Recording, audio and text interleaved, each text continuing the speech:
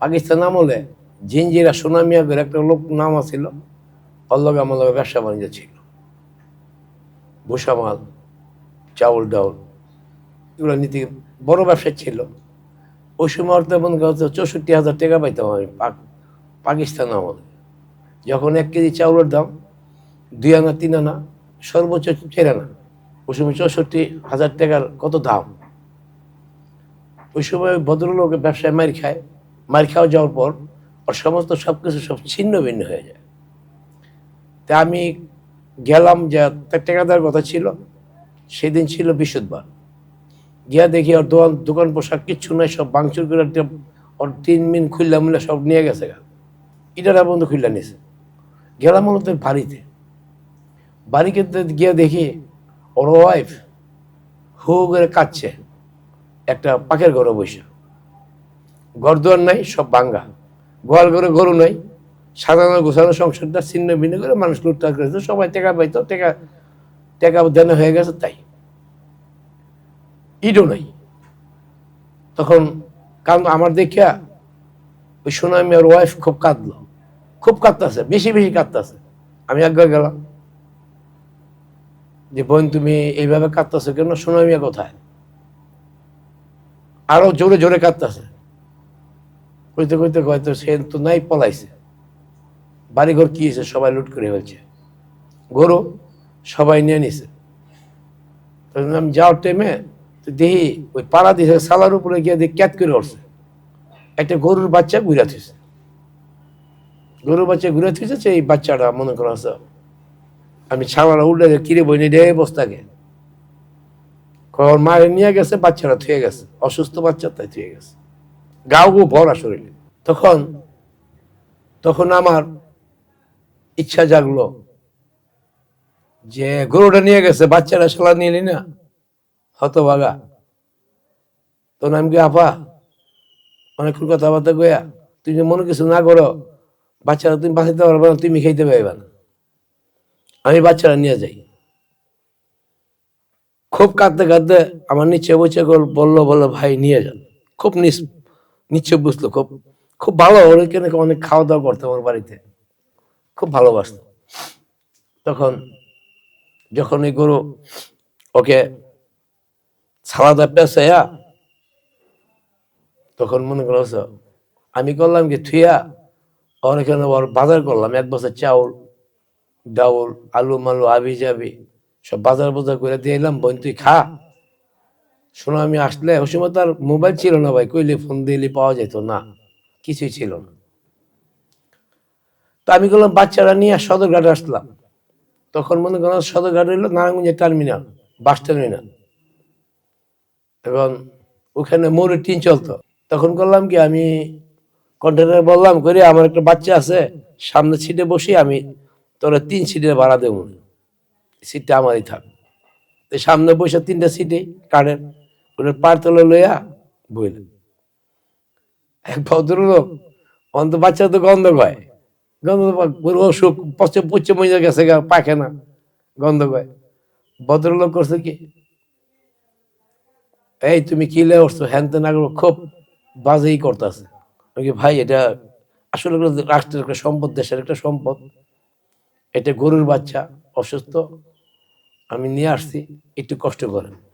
নিয়ে মনে করছ আমি যে রুমে থাকি ওই ছালা পেঁচায় তুয়ে দিছি রাত্রে নিয়ে। সকালবেলা যখন সূর্য উঠছে তখন গোসল করতে যাব, ওই বাচ্চারও লয়ে গেলাম নিয়া।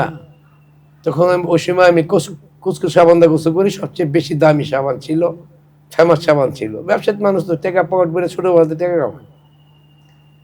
আর ডেটল নিছি, কুচকুচ সাবান নিছি, মলম আনছি, আইনা নদীর পাড়ে বয়াবে আর আস্তে আস্তে আস্তে আস্তে গোসল করাইছি। খুব সুন্দর চরু লাগিয়ে রয়েছে, ময়লা টলা লাগিয়ে রয়েছে, সব তুলছি। তুইলা যখন বাচ্চারা আমি দুয়া পরিষ্কার করলাম, তখন দিয়ে বাচ্চারা খারিয়ে গেল, খাড়ি থেকে ম্যা শুরু করছে, মারে দুধ খুঁজতে আছে। আমি বুঝতে পারলাম যে মারে ডাকতেছে, দুধ খাওয়ার পিপাসা লাগছে, গরুটা টুকু টুকু হাসতে বাচ্চাটা। বিদায় ঘটনা বাচ্চারা যখন হাঁটলো আমার কাছে এমন একটা আনন্দ লাগলো যে বাচ্চারা একটু যত্ন করলাম, একটু যত্ন দিই, ওই ধারায় গেল। আর ওকে যদি ভালো মতো সেবা করা যায় তাহলে তো অনেক কিছু পাওয়া যায় ওর কাছে। তখন দেখি আমাদের গ্রাম পল্লীর মতো ছিল আগে, এখন তো শহর। তখন বাজারে দুধ বেচতে যায়, তখন একজন ডাক দিলাম, এই ভাই এদিকে আয়। কালাচান গোয়াল করে নাম আছে, এই কালাচান এদিকে আয় তো ভাই, বিস্কিট খেয়ে যা। ডাক দিয়া 1 কেজি দুধ লইলাম তে একটা নৌকা থেকে একটা প্লেট নিলাম। প্লেটটা ছিল মাইটটা প্লেট। তখন দুধটা ঢাইলা দিলাম, ওই বাচ্চার একটা চুমুকে 1 কেজি দুধ খেয়ে ফেলল। তারপরে আমি ওই সব বনাস, ও 1 কেজি দুধ খেয়ে লাইলো, আবার 1 কেজি দিলাম, ওই কেজি খেয়ে লাইলো। তখন আমি বললাম, ভাই আরেক কেজি দিয়ে, কয় না আর খাওয়াই না। ওই কালাচান গোয়াল বলো আর খাওয়াই না, পাতলা পাখানে করবো, পাখানে করলে আবার রক্ষা করতে পারবেন না, তুমি থাক, বিকেলে তুই আমারে ওর কতটুকু লাগবো, 1 কেজি করে খাওয়া। ঠিক আছে, সকালে 1 কেজি, বিকেলে 1 কেজি খাওয়া শুরু করলাম। আর ওর ওই যে ইয়ের মেয়েদের মলম দেওয়া শুরু করলাম। ভাই রাখে আল্লাহ মারে কে, এই যে একটা গুরুর বচন, রাখে আল্লাহ মারে কে। এই গরু 4-5 দিন গা আমার শুকায়া, বাচ্চা তো তুরতুরে আমার পিছিয়ে পিছিয়ে আনে, এটা থেকে তো কোনো মিজাইতারি না। আমি যেদিকে ম্যা করে, অল্প দিকে প্রেম জমে গেল। তখন এক সময় বাচ্চারা সিন্ধে গরু হইলো লাল টুকটুকিয়া, ওর জীবনে আমি গলায় রশি লাগাইনি।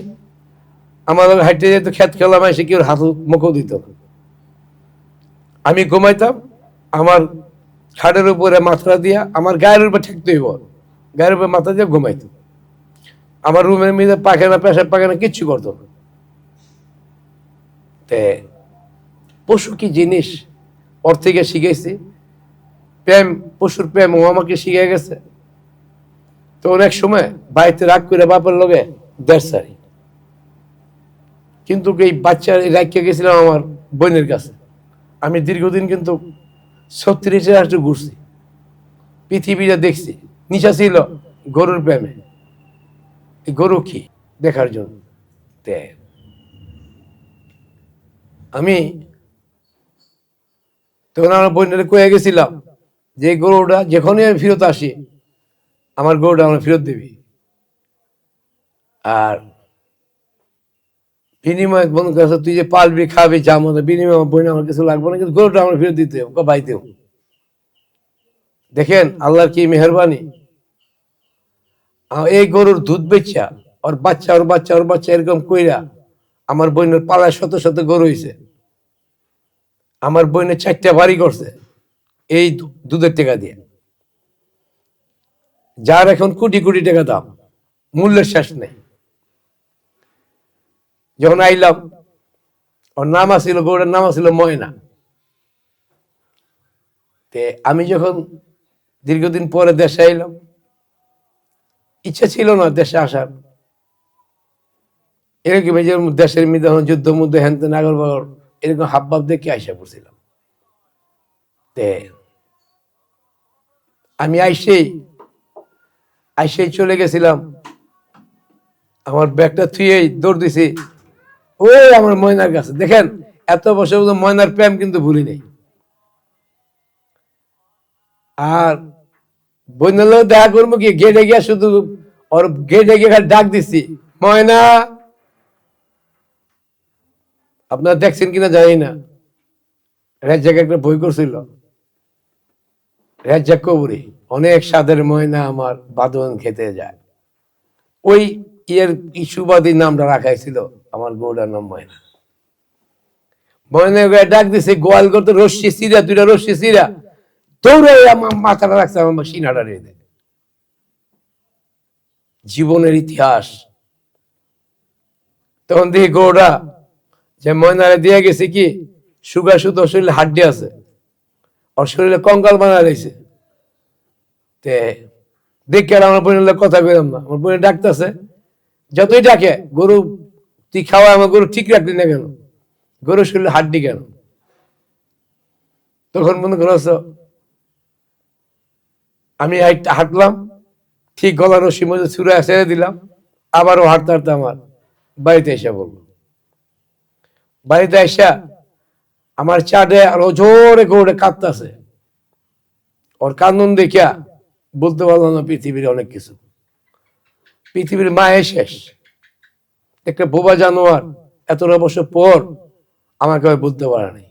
আমি যেমন ওরা বলতে পারিনি, ও আমাকে বলতে পারেনি। দেখেন ভাই, সেই গরুটা মনে করছ আমি বীজ দিলাম, প্রেগনেন্ট হইল, আমি বিয়ে করলাম। মজার খবর এখান না যে মনে করছ যখন আমার বাচ্চা হইল, ছেলে না বড় ছেলেটা, রাইতে 3টার সময়, আর আমার গরুরা বাচ্চা দিল রাইতে 4টার সময়। ওই দুধের ওই গরুটার দুধ খেয়া আমার ছেলে বড়। কথা বলছেন? যাই হোক, এই শুরু হইল দুধ শেষ, দুধ শেষ। তখন মনে করো 2টা গাভী কিনলাম, 2টা গাভী কিনলাম। গাভী 2টা কিনে একজনের কাছে দিলাম যে একটা দুধ শেষ হইব, আমাকে গাভীর দুধ দিবি, আর তোর টাকা লাগবে না, তুই আস্তে আস্তে দুধের থেকে কেটে নিবি। ও খুব খুশি। তারপরে মনে করো আরেকটা দুধের দিব, দিয়ে যে ও আমার স্বচ্ছ কাজ করে না, ভেজাল করে। তোর থেকে মনে করি টাকা 2টা গরু 2টা আইনা বললাম, আইনা আবার গরু পালা শুরু করলাম। আমার বাচ্চারা দুধ খায়, ওখানে দিন দিন দুধের খুব চাহিদা, বন্ধু বান্ধব সবাই যে ভাই আমার দুধ দিতে হবে, আমার দুধ দিতে হবে। তা আমি 2টা 4টা করে গরু বাড়াইতে অনেক গল্প পিছনের, আর গল্পের দরকার নেই, অনেক সময় লাগবে। আপনার মানুষের মনে করছে এত এত খবরে দেখবেন, এত সময় আজকাল মানুষ দেয় না কোনো কাজে।